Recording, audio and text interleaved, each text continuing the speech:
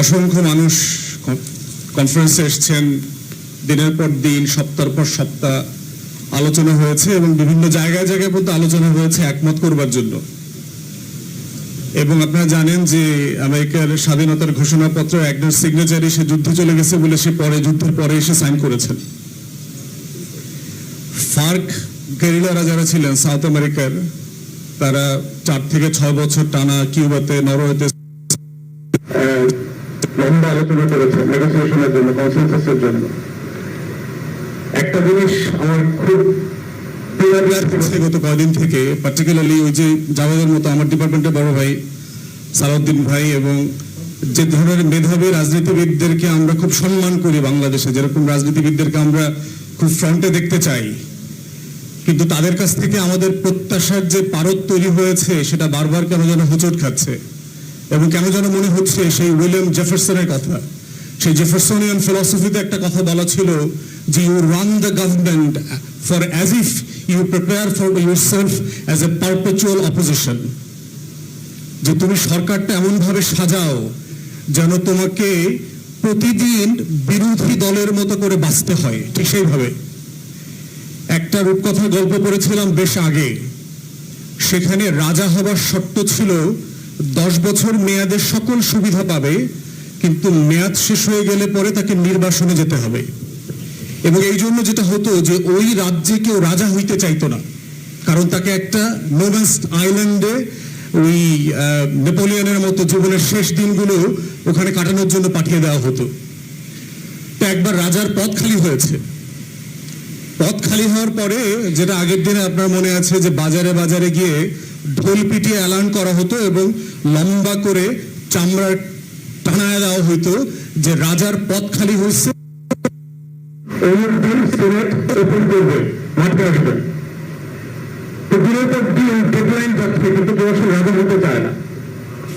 বাজারে মুচির কাজ করতে একটা ছেলে, তার মনে চাইলো, তার মাথায় কিছু নতুন আইডিয়া আসছে, তখন সে ডিসাইড করছে ওয়াই ডোন্ট আই, আমি কেন রাজা হব না।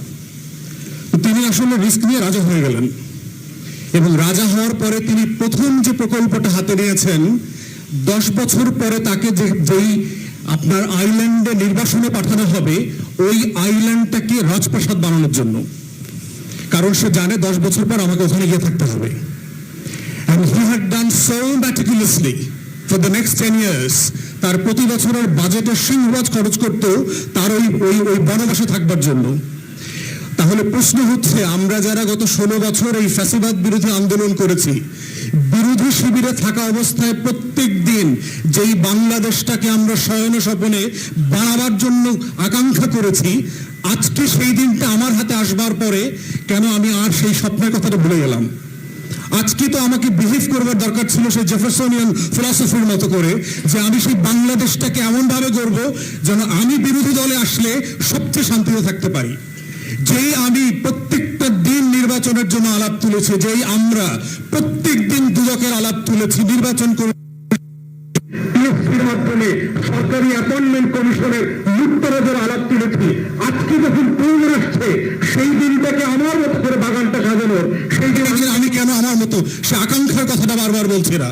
যখন আমরা বিরোধী দলের নেতারা গিয়ে প্রেসিডেন্টকে বলে আসছে সার্চ কমিটি করতে হবে, নতুন আইন করতে হবে, নতুন বডি বানাইতে হবে, সেই দিনগুলোর কথা কেন আমরা আজকে ভুলে গেলাম? আজকে তো সময় আসছিল আমার to garden myself for the future opposition. আমি তো পারপেচুয়াল গভর্নমেন্ট হইতে পারবো না। আসলে আজকে বড় দল হিসাবে, আমাদের নেতা হিসাবে, আমার বড় ভাই হিসাবে সালাউদ্দিন ভাইয়ের কাছ থেকে সারা দেশের মানুষের প্রত্যাশা আছে, আমাদের জন্য ফিউচারের জন্য এই দিনটা হয়ে আসবে না। আপনারা মনে করার কোনো কারণ নেই যে আমরা যেভাবে এখন সরকারি দায়িত্ব জীবনযাপন করছি, দিস শ্যাল বি এভার, এরকম হবে না। এরকম দিন আসছিল বহুবার, আবার ফিরে গেছে। অতএব আজকে ছোট ভাই জাভেদ যেটা কারেক্টলি বলেছে, যে whole purpose of the reform is to attain certain objectives. সেটা কি? আমার পলিসি অবজেক্টিভটা কি? যে আমি একটা অ্যাকাউন্টেবল স্টেট চাই, যেখান থেকে এক্সিকিউটিভের বাইরে গিয়ে রাষ্ট্রকে জবাবদিহিতা করা যাবে।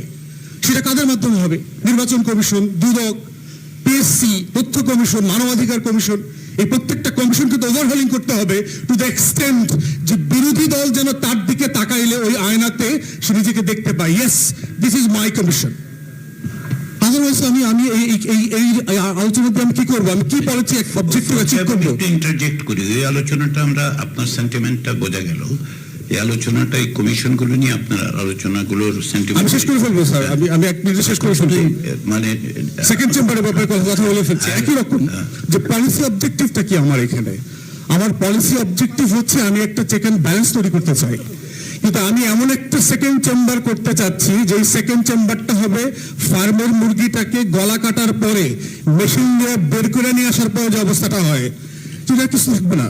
তার কোনো পাওয়ার নাই, তার কোনো ক্ষমতা নাই, সে অ্যাকাউন্টেবল করতে পারবে না, সে জবাবদিহিতা তৈরি করতে পারছে না, সে আমার সবাইকে রিপ্রেজেন্টেশনে আনতে পারছে না, সবচেয়ে পাওয়ারফুল সবচেয়ে উইক অফ দ্য সোসাইটির সাথে নেগোশিয়েট করতে পারবে না।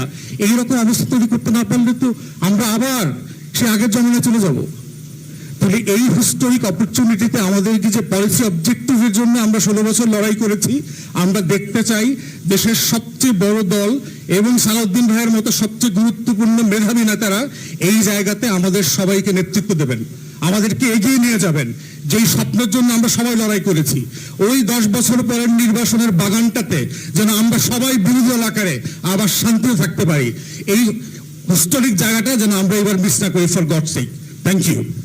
অনেক ধন্যবাদ জনাব ব্যারিস্টার আসাদুজ্জামান ফুয়াদ।